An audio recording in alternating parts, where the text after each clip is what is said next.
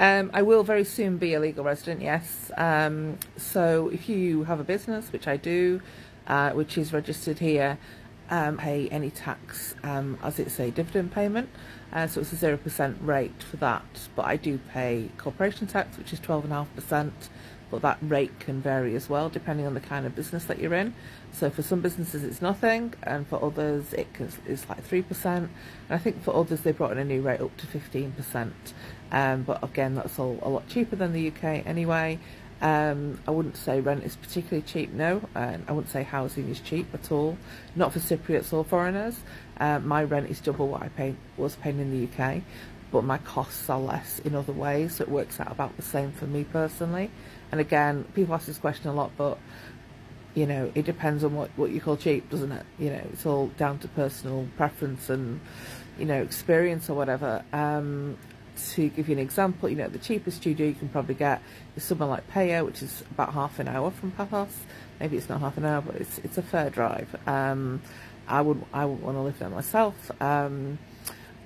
just because, for a number of factors, but a lot of English people do. And you know, I'd say the cheapest there, you could get a studio for about 500, but it's not necessarily going to be that great.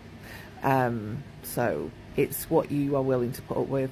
I would say the average for a 1 or 2 bed apartment is about 800 to 900 euro, but those prices are getting a lot higher as well here in Paphos, and also in the same in Linica and Limassol. Nicosia is allegedly the cheapest place to rent, but I think that again depends which area, where you go in, all that sort of thing. So it depends. Everything depends, doesn't it? So no, I wouldn't say any of these things are cheap. I'd say it's comparable to anywhere in Europe.